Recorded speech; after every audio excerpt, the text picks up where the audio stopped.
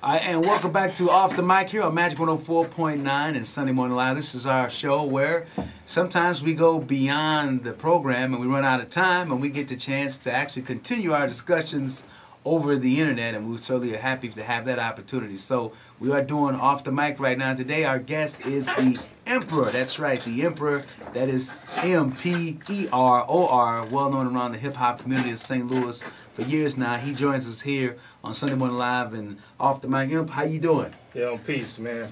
Half Panther, full-blooded gorilla, live and direct on the after show, yo. That's what's up. Yes, sir. Yes, sir. Well, man, we're glad to have you on the show because let's talk about how long you've been in the business. I mean, you are truly one of the, I won't say last, but one of the ones that has remained in the game of doing the conscious hip hop. How long for you in the business now?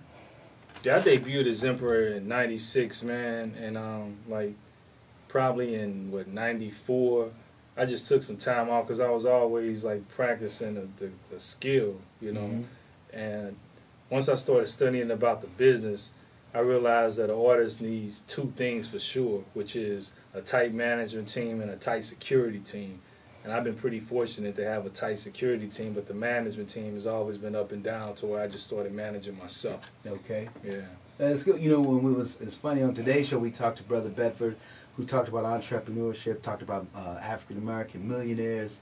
And one thing I've always noticed about you too is that you've kind of more or less been an entrepreneur. You kind of control your own thing. You didn't necessarily, you know, wait for the big record deals or even to get the media cover. You just kind of decided, okay, I have an idea, I got an idea, I got a product, and I'm gonna do it.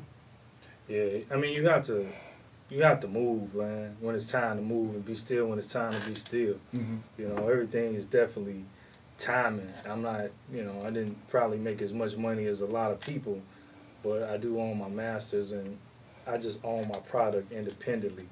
And so for me being in the game as long as I have, that's something I started doing on personal levels with people as consulting. You know, that has become somewhat of a hustle because business is all about building relationships. And I was recently asked about, you know, the tribute to black women I have coming up, and some people who are just getting into the game, some younger people were like, well, you know, I know that you got a lot of sponsors. How did you get those sponsors? And I asked them, what do they know about me? And they were like, well, I know you half man, half panther, full-blooded gorilla. So, but they didn't know nothing else because I've been reintroducing myself to the scene that's on the scene now. Well, I told them, you know, 5 CDs deep, a self-published author, and a couple videos. And so with me being in this since '96, I built relationships with people, and those are the people that I went to, you know, and they, more than anything, they seen the consistency. You know, they don't see me doing a tribute to black women and then doing a song like Ratchet or something like that. You know, people have always seen the consistency in what I do, and I'm grateful and thankful for that, you know. Oh, that's outstanding. And you have, this is the 5th annual tribute to black women. Yeah, true indeed. It's gonna happen on Saturday, May the 2nd. May the 2nd. At the Phyllis Wheatley Heritage Center. That's at 2711 Locust Street, Midtown. 7 p.m. the doors open up. Actually, doors open up at 6. The show starts at 7. And you're gonna be, this year you're honoring Bertha Gilkey. Yeah, Bertha Gilkey. You know, I mean, that name, like that's a household name around St. Louis with the things that she has accomplished. But just tell everybody about Bertha Gilkey. I mean, we know about, she's been a pioneer with housing and public housing, but just tell everybody about Bertha Gilkey. Well, to be honest with you, you know, I definitely have to be real about it. I didn't even know who Bertha Gilkey Bond was. Every time, you know, I deal with different dynamics of people, and I was like, I really want to honor a black woman this year. Don't know who, and the first person off everyone's mouth is Bertha Gilkey, Bertha Gilkey, and I'm like, who is this Bertha Gilkey? So I went to my brother James from Empirical Productions, and I was like, yo, you know, people talking about Bertha Gilkey. He was like, man, if you get Bertha Gilkey, I'm like, well, who was Bertha Gilkey? Because James, man, he's like the research cat of the crew, man. He like researches everything. So he hit me to who Bertha Gilkey was, and I'm already a small cat. You know what I mean? But I felt smaller when I found out who she was because, you know, when it came to the Housing Authority, when they wanted to tear down the Cochran, man, she organized with that guerrilla, that Harriet Tubman spirit, that guerrilla spirit, organized some black women to change the thinking of black folks. You know what I mean? And instead of just really turn down the Cochran, convince people to put money into Cochran to help build it back up, where she taught them to become property owners. So it not only, she was recognized, from my understanding, in Reagan's administration, but since then she's gotten awards by Bush, Clinton, and Bush. And in the 92 Essence Awards, she was honored by Oprah Winfrey. Oprah Winfrey presented an award to her. And so for, years later, brothers like ourselves are coming up with what we call BFA, which stands for Black Fist Award. And she accepted the honorary. I've never met her. When I did, she, a month and a half, I was like, I kept calling and calling. And she called me back on a Friday night at 11:30, and I was like, this woman is a gorilla, man. Like, to be calling somebody that late, and we talked for a good hour, And she was just, her spirit was so fiery. So for a woman to be 61 and still move that way, man, she looks like she's like 40, in her 40s, man. Her spirit is still so youthful. And it was just been inspiring to me.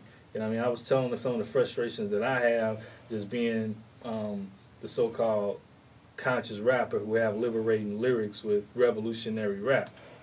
So how people say that's what they want, but they don't support it, and how black organizations, so-called, let's not get that, so-called black organizations say, this is what we want, but nobody has ever produced an artist like myself. People like me can't be sworn into it. You have to be born into it. So I think with that whole independentness, it gets frustrating, and I be bitter at times, or I have been, but I see I have to do it myself. But Bertha Gilkey was saying, them same people you talking about, they were like that when she was coming up. That when Martin Luther King was marching, they was calling King a troublemaker. They was saying Malcolm X was too militant.